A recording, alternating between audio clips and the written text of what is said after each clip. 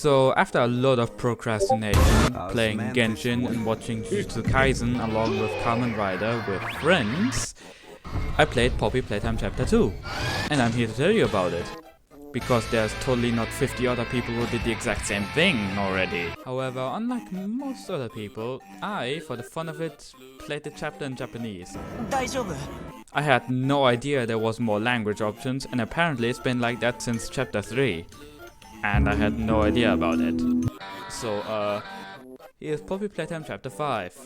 Starting off, we start exactly where we left off in Chapter 4. With Huggy breaking through the door and chasing us.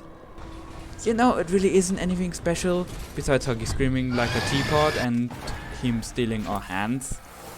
Well, there goes the Omni hand, I guess.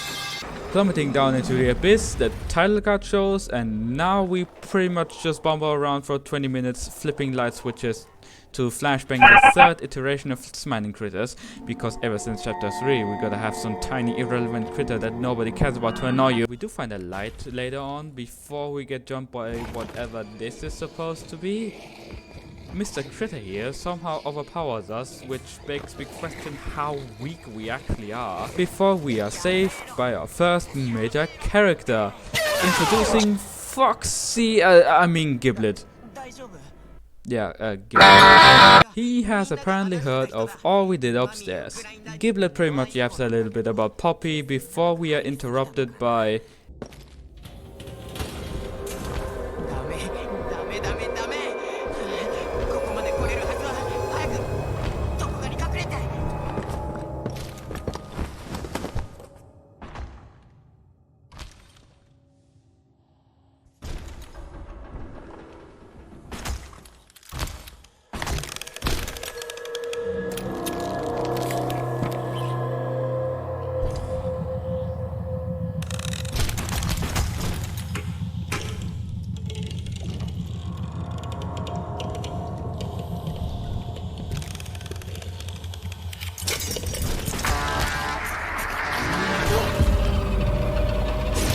Why does he sound like an electric guitar? And how on the ever-loving planet Earth did he get in here?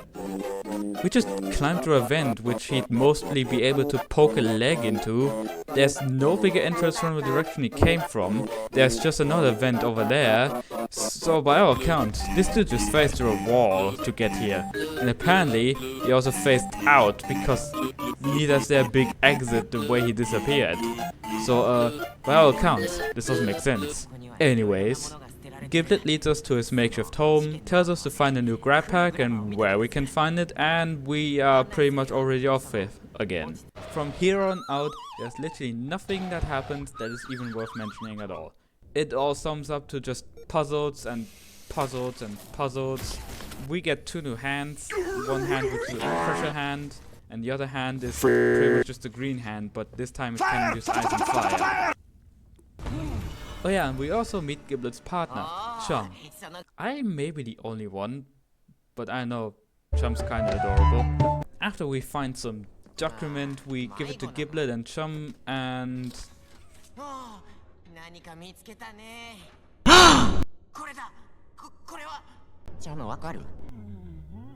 Apparently it's some negation formula. To negate what exactly? The red smoke? This never gets brought up again. Besides Giblet now wanting us to find a backup to said formula for some reason, I don't know.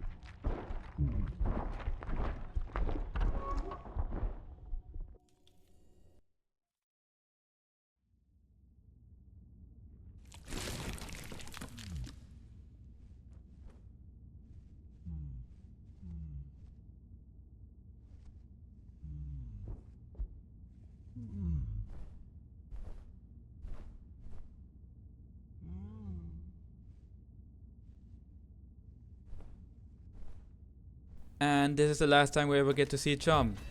Things finally get a little more interesting than just puzzle simulator. We just kinda bumble around again a little bit until we are introduced to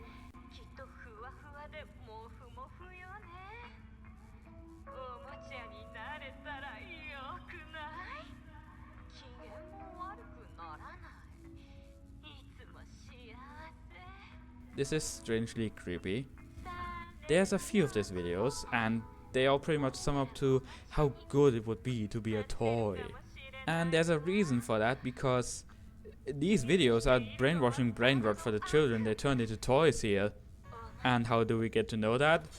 We get in the machine and see Huggy's memories.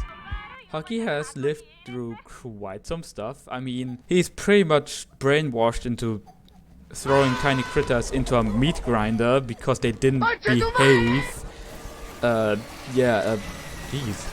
No wonder this guy is so aggressive. And however, I have one question. Why and how is there a random machine which lets you see the memories of the toys here? Why did Playtime Co. build this, and for what purpose? Good question! I know it's there so we can experience Huggy's memories without, you know, just watching a tape again. But if you think about it for more than 1 minute, you realize this machine makes absolutely no sense and has no reason to exist in the lore of Poppy Playtime. Speaking of Huggy, he finds us again and, well, chases us through a vent. Again. Before we fall and plummet down into another area where we are pretty much at his mercy if it wasn't for a convenient recording of Kissy to just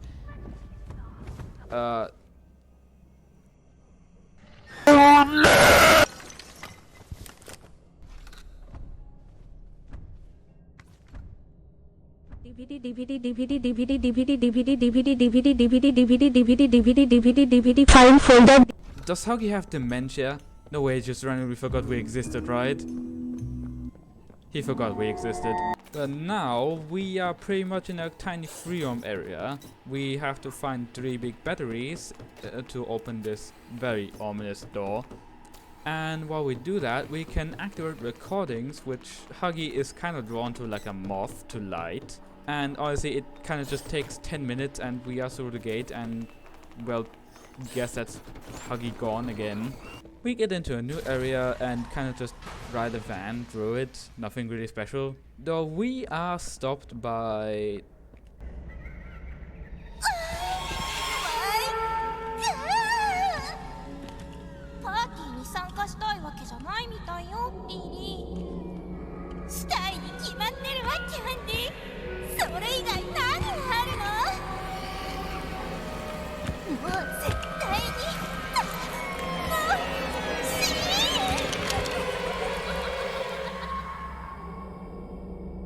Introducing Lily Love Braids.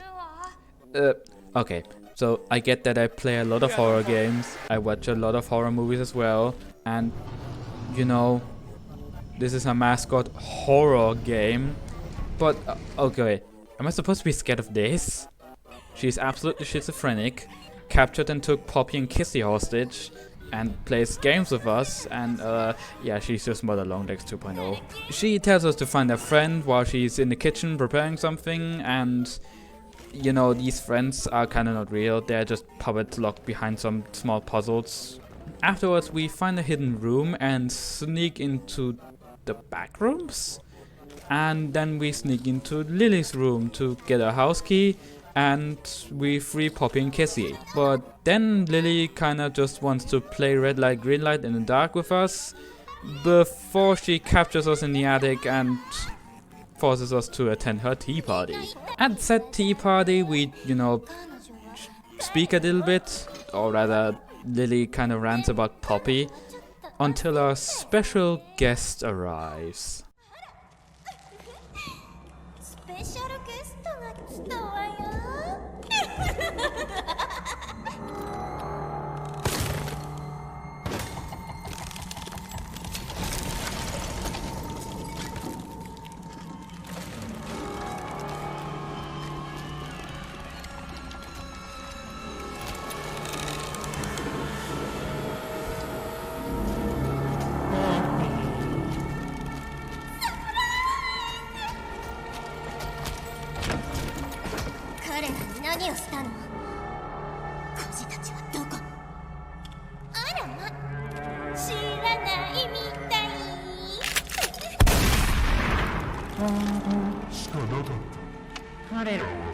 しみのない場所にいる。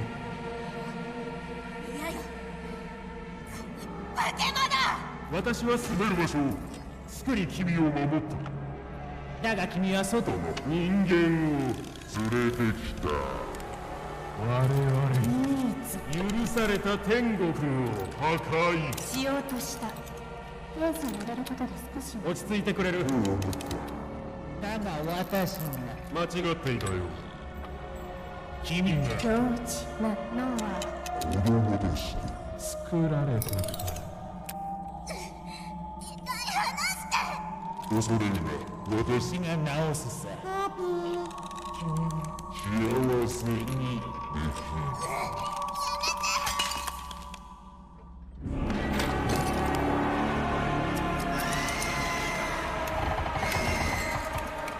お前、裏返し作っちゃう。裏返しにしたらどうなるか見てみる。彼女。Oh, okay. I have a few things to say about the prototype. So first off, fun fact, I was spoiled his design a day before the chapter released. But I didn't know I was spoiled until the actual reveal in-game. I had seen the model, but you know what I thought? I thought that that was a fan-made model. Yeah, that's a good premise, that I thought that the kind of model was fan-made. I honestly don't know if I like him or dislike him. One moment I find him quite cool. Then an hour or so later I find him incredibly lame. So yeah, it's kind of just... you can describe it as mixed. He's cool for what he is, but honestly my judgment is gonna stay reserved and held back because for now I can't really make up my own mind on him. For some reason he has 3 arms on his balls and catnap's fur on his butt. A weird design choice, but okay. Either way,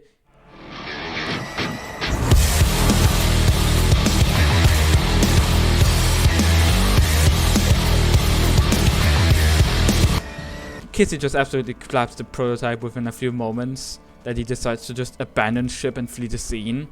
He leaves us to be chased by Lily, which is kind of just, you know, we Spider-Man here and there, and then we Spider-Man up some fake clouds before we are caught in a very dramatic scene. 家に招いたのに、お茶会にまで招待したのに、なのに、後で返す気なの。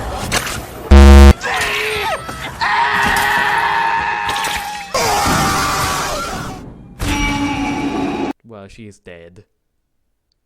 Great. Add her to the list of Poppy Playtime villains dying in the same chapter they are introduced in. By the way, where on earth did Giblet go? Oh, speaking of the devil. Oh, hey Poppy, you don't look so good. Oh. Wizard Poppy, y'all. Giblet kinda tells us that our next stop is the train in reanimation, but you know, instead of just following them to the train together, we just dip out and wander through the labs instead of tagging along with them. Why? It's just puzzles again. There's like nothing interesting, there's nothing that happens. Huggy Wuggy finds us yet again, and we obviously make a run for it yet again, until we end up at the train.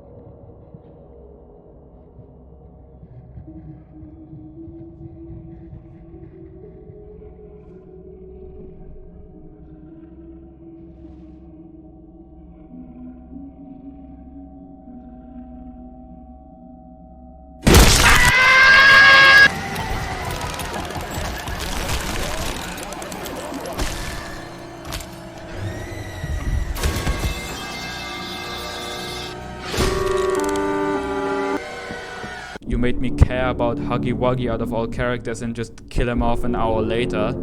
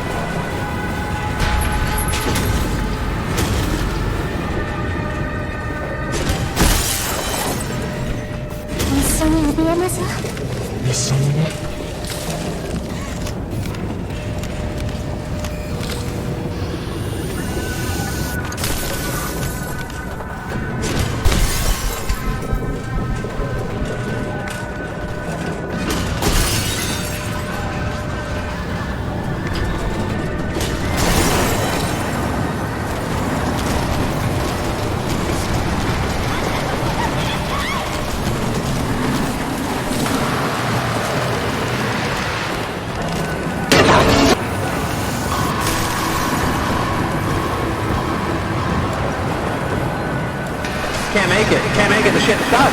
On my way, son! Don't stuck! Don't stuck!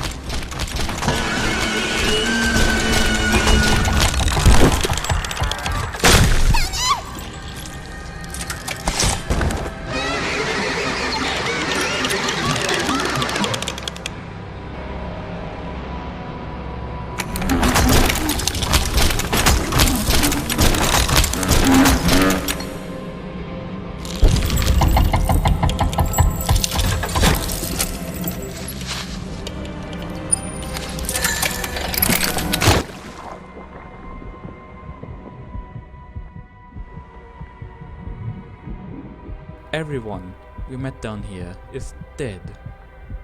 There's nothing left for us to do. This ends for all of us.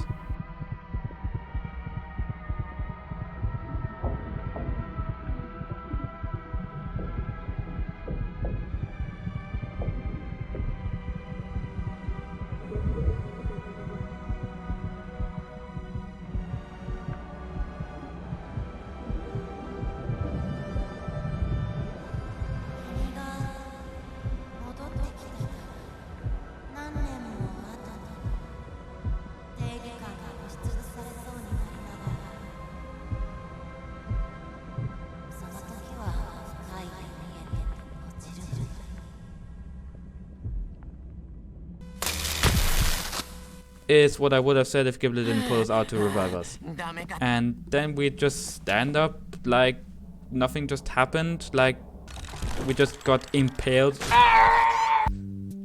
But however, you see, there's an explanation for that.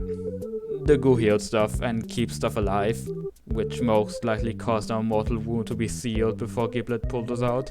I'm not gonna dive into details, the pop universe is already random as it is. I mean, how the hell is all of this below our toy factory which was going bankrupt? Anyways, we conveniently end up near the IT sector though, where we finally find this backup Giblet spoke of earlier.